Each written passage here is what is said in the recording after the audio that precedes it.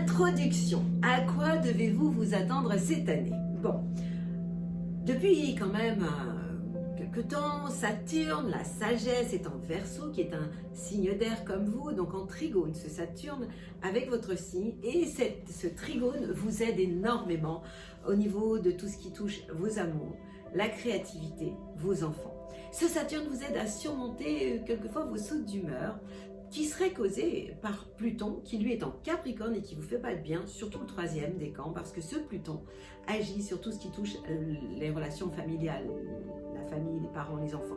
Et en fait, ça perturbe un peu les opportunités que Jupiter vous a envoyées, lui, en 2021. Et cette année, en 2022, Jupiter va s'installer en Bélier et va s'installer en phase chez vous. Alors oui, vous allez être bousculé. Vous allez être surpris, il y a des moments où vous n'allez pas vous y attendre, et pourtant vous allez avoir des moments de chance, d'opportunité. Mais la bonne nouvelle, c'est que Saturne, qui sera lui en trigone, va vous aider à gérer les événements inattendus qui pourraient vous arriver. Et en fait, vous allez réussir, grâce à une certaine prudence, une objectivité, merci Saturne, à avancer sans trop provoquer de remous, puisque vous allez être déstabilisé par ce Jupiter qui, lui, va se trouver en Bélier, et le Bélier est le signe qui est en face de votre signe. Amoureusement, jusqu'au 6 mars, la planète Vénus va être dans le signe du Capricorne. Donc, cette planète va vous perturber, elle va être en tension avec vous, et elle pourrait, donc en carré, perturber l'ambiance familiale, la relation avec les enfants, les parents. Donc, il pourrait y avoir un climat de tension, mais heureusement, à partir du mois de mars, la planète Vénus va changer de signe, elle va quitter les Capricornes, elle va aller chez vos copains les Verseaux. Pourquoi ce sont vos copains? Parce que c'est un signe d'air, comme vous. Donc, à ce moment-là, ce Vénus va parfumer votre relation avec vos enfants, vos loisirs, votre créativité. Début mai, vous allez avoir la planète Vénus, la planète de l'amour, et la planète Jupiter qui vont se trouver tout simplement en Bélier, en maison 7, c'est-à-dire dans tout ce qui touche le couple, les conjoints. Et en fait, ça va créer en fait la surprise. Vous pourriez vous attendre à des choses totalement inattendues. Et il pourrait y avoir même un coup de foudre, parce que en fait, avec cette planète en face de chez vous, tout est possible. Les rapports de force, mais aussi des coups de cœur, pourquoi pas. Fin juin, la planète Vénus va s'installer dans le signe des Gémeaux, donc elle va vous faire du bien, elle sera en trigone avec votre signe, et elle aura un impact sur le secteur de vos idées.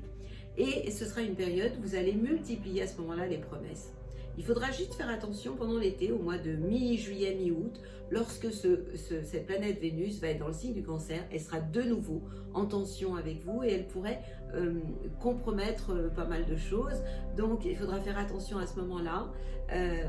Et puis vous pourriez aussi être perturbé au niveau de votre carrière, de votre destin à ce moment-là. Et puis cette planète va passer son chemin, elle ira s'installer à partir du mois d'août, mi-août, dans le signe du Lion. Et là, elle sera en sextile avec vous et du coup, elle va influencer positivement vos projets et vos relations avec vos amis. Et là, à ce moment-là, ça va vous redonner de l'espoir pendant l'été. Vos amours vont à ce moment-là rimer avec bonne résolution. Et ça risque vraiment de durer jusqu'à la fin de l'année, parce que vous allez avoir d'autres planètes qui vont vous aider. Donc c'est une année où vous allez devoir en fin d'année survoler les obstacles. Pourquoi vous allez être aidé? Parce que la planète Mars, qui est la planète de l'action, va s'installer en août, fin août, vers le 20, je crois, 21, dans le signe des Gémeaux, qui est un signe d'air comme vous. Donc cette planète Mars, jusqu'à la fin de l'année, elle va vous envoyer des superbes ondes. Donc jusqu'à la fin de l'année, elle influencera le secteur de vos idées, du sens que vous donnez à votre vie. Et donc du coup, vous allez être actif positivement. Au niveau de votre vie sociale, entre le 11 mai et le 28 octobre, vous devez vous souvenir que la planète Jupiter, le bénéfique, sera en face de chez vous. Donc, aura une influence sur tout ce qui va toucher votre couple, vos collaborations. Et ça risque de vous bousculer, de bousculer vos acquis, de bousculer vos certitudes. Et en même temps, ce Jupiter pourrait quand même répondre à vos espoirs. Donc, c'est une période où vous pourriez avoir des propositions assez audacieuse, même en termes de collaboration. Et vous qui aimez peser le pour et le contre, et bien pour une fois, il va falloir arrêter votre indécision et puis vous décider rapidement. La bonne nouvelle, c'est que Saturne va vous aider à vous tempérer, parce que Saturne en Verseau vous donne du plomb dans la tête, quoi. Vous en avez déjà, mais en termes d'amour, de créativité, de loisirs, vous allez pouvoir approfondir certains points parce que vous allez trouver le temps de finalement trouver un compromis entre je me décide vite, mais en même temps je garde toute ma tête, ma réflexion, ma sagesse, et j'oublie justement les risques fous. C'est ce que vous allez réussir en fait à réaliser à ce moment-là. Alors, en 2022, côté forme, moi mon conseil c'est de penser vraiment à vous. Vous allez avoir des moments de stress quand le bélier, quand en phase de chez vous, les planètes seront en bélier, ça va vous stresser. Et puis c'est Mars qui va vous apporter beaucoup de choses positives. Mais bon, ce Jupiter va vous apporter à la fois de la chance, des opportunités, de l'imprévu, mais du stress. Donc qu'est-ce que vous pourriez faire? Pratiquer le yoga? Bah ouais, ce serait une bonne idée, hein. La respiration, mais aussi vous êtes un artiste, vous êtes des artistes, vous les balances, donc la peinture, le chant, le dessin, la danse, des choses qui peuvent aussi vous renforcer sur un plan physique aussi, psychique, sur le plan émotionnel, parce que vous êtes quand même quelqu'un qui est beaucoup dans l'affect, hein. Votre planète c'est Vénus, la planète de l'amour, donc vous avez besoin que votre petit cœur soit toujours bien mené, quoi, plutôt que mal mené, comme tout le monde d'ailleurs, mais plus vous que d'autres.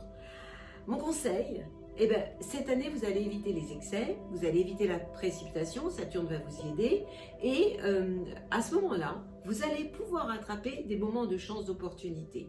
Parce que si vous êtes trop rapide, donc vous devez trouver le juste milieu entre je suis vraiment indécis et puis je suis dans la précipitation. Donc vous devez trouver un compromis entre la modération, mais je me décide quand même. Et à ce moment-là, le succès et le bonheur vont vous attendre au coin de la rue. Voilà, c'est tout, aussi simple que ça. Alors, je la connais votre question. Quel élixir pour vous cette année, hein? Qu'est-ce que je pourrais vous dire? Olive, parce que vous pourriez avoir des moments un peu de fatigue. Du roc rose pour éviter les peurs, paniques, c'est pas mal. Verveine, je le conseille beaucoup. C'est pour éviter le stress, pour rester calme. Bon ben voilà, hein. Déjà 3, c'est bien, hein. 3 élixirs pour l'année.